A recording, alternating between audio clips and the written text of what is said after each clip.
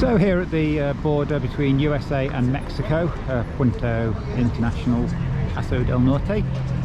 On the American side, the Greyhound bus station was only half a mile the other side, so it was a simple walk down the road and then literally walk along this bridge. It was very strange because the Americans don't do anything with you leaving the country. There's literally nothing. You walk over that bridge and you don't get stopped or anywhere. There's nowhere to stamp your passport. They don't want to, but they wouldn't. So you can just leave USA. And getting into Mexico's strange too, because the only thing you do is they search your bags, that's all. And if you didn't have any bags, you wouldn't get searched and you would literally just walk into Mexico. Again, no passport check, nothing. What you do have to do once you're in Mexico though is go to the immigration centre and get a stamp in the passport and a form you have to give on leaving, because if you didn't do any of this, then on leaving you would have to pay it all and it'd be a lot of faff, so it is best to do. To do that, you don't actually do it here. You have to walk about 500 metres off to the left as you go across the bridge, just basically the next bridge along, and that's where the centre is. And it costs about £25 per person to do the necessary processes and get a stamp in your passport, and then you're good for anywhere between 90 to 180 days depending on what you want. So we're now at what is an institution for tourism here in Ciudad Juarez. This is the Kentucky Bar and Grill. Apparently, as legend have it, this is where the margarita was invented back in the 1920s in American Prohibition.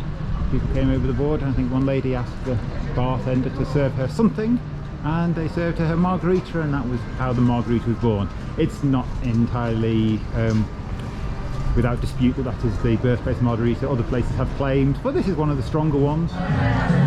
This is what the inside of the Kentucky bar looks like. It is just a standard bar, some football being played at the moment. Nothing particularly remarkable, but it is a very historic place, 100 years old, just over now.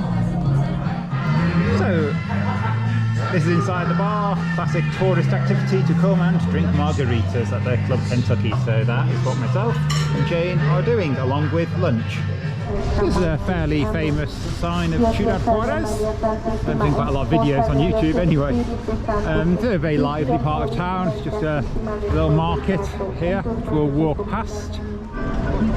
Yeah, there's lots of quite interesting things at the market. I think there's not that many tourists, but I would say there's definitely enough things aimed at tourism here.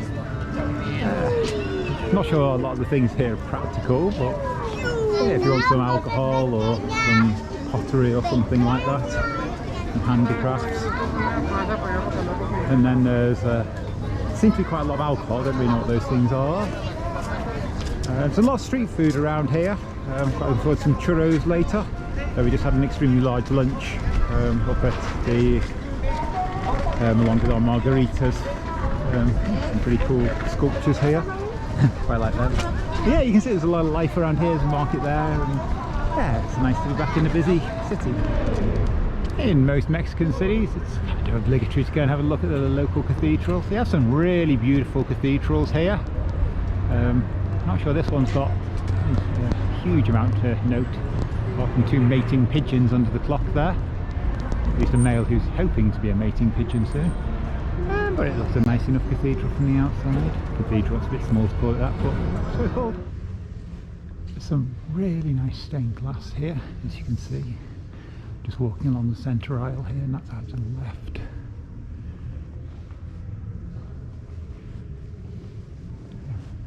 The cathedral's quite deceptive from outside. It doesn't actually look all that big or all that impressive, but inside it's pretty nice. And opposite the stained glass, various statues up there, no doubt saints of one form or another. And there's more stained glass up above. Yeah, it's a nice cathedral. It's not the best I've seen even in Mexico, but pleasant enough to drop by. Another popular tourist site is the Museum of the Revolution. It's actually really big, and it's all it's got an English option as well as Spanish for all of the audio guide. It's free to go in, just a donations box. Do spend quite a lot of time there. We just spent an hour there and only got round a little bit before it closed, so we'll probably come back in the morning. We've now made it to Mexico and in Ciudad Juarez, and we've just found, this is in, I think it's in Chihuahua province, so very appropriately, We've just found a house full of very barky chihuahuas. So today we're off to the Samalayuca dunes to do some sandboarding. So I think it's about 30 kilometers south of Ciudad Juarez. You can see some trips on this on TripAdvisor, but they're quite expensive. And when you research it, all the leads lead back to Chihuahua Tours, which is who we are going with today. It is Spanish speaking, but the guy speaks a little bit of English. You don't really know what to expect. It's largely going down a big sand dune on surfboards. I've done sandboarding before in Africa, but there we went down on a piece of plywood, which I imagine was a lot faster and probably a lot easier. I don't doubt it'd be easy to balance, but we'll see. It's all a bit of a giggle. It's more to see the Samalayuca dune area. It's only £25 each for the tour, so lasts about 7.5 hours. It'll be a laugh. Yeah, I just arrived at Samalayuca dunes. You can see there's a lot of all-terrain vehicles around the dunes. We're just going to walk up into those dunes and do some sandboarding now, apparently.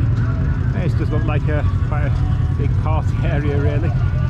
So a lot of people playing around on the all-terrain vehicles. It does look quite a lot of fun. So this is what the area we're doing the sandboarding just looks like around. You can see ATVs pretty much everywhere around here, all around the dunes. We're just doing the second slope sandboarding here.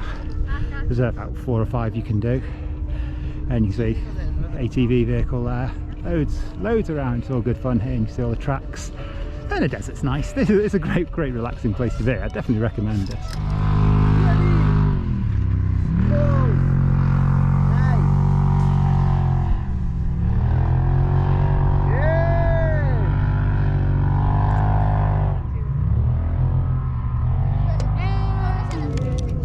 So Jane's decided not to stand up, but you can just go down sitting down if you like, and that's what Jane's doing.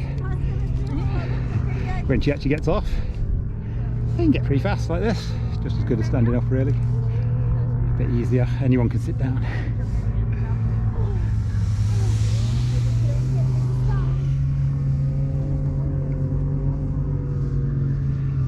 This is pretty much what we did in Namibia.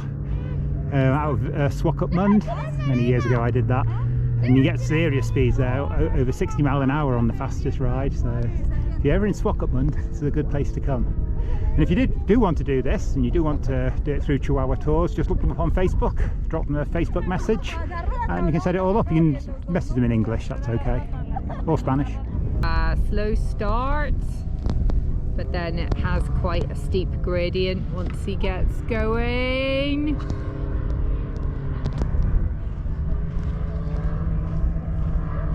Are you okay?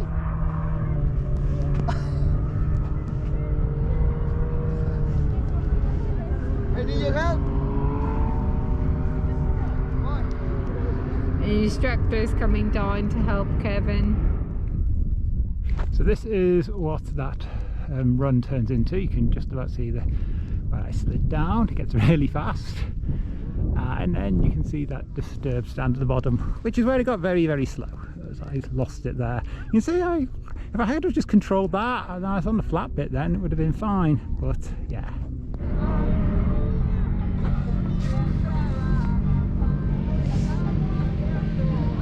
Still lots of ATVs coming home from playing in the desert.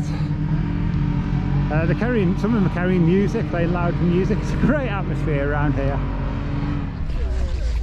It's typical to do sandboarding and the other things here as the sun goes down late afternoon, just because it's hot. It's not that hot, it's quite cold now because it's November, but the rest of the year there's a desert, so you generally come to Samalayuca for the afternoon and evening.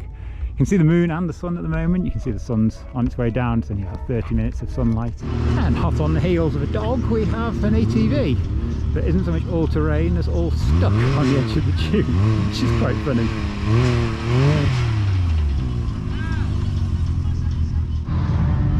So getting back to base, it's basically all a big party here. All these ATVs, seems all of them have music. Probably only a few of them do, but it sounds like all of them. And yeah, lots of light, all colours. It's just descent into a big party. Apparently all the people come from Juarez, from Chihuahua, city just a few, it's not that far south, probably a couple of hours drive or so from here. Yeah. certainly interesting. You've got all the great backdrop of all the dunes and the sunset. So more great sky out there. Moon's really prominent now in the sky. It's pretty much sunset now. Yeah, it's pretty beautiful. I think it'd actually be really good to take an all-terrain vehicle out at sunset if you were to come here. Sandboarding's great, but I think the all-terrain vehicle at sunset would also be a really good thing to do as well. You could easily spend 4 or 5 days in this area and just having fun doing these sorts of things. A really stunning sunset now, beautiful golden colours, last few moments of sun.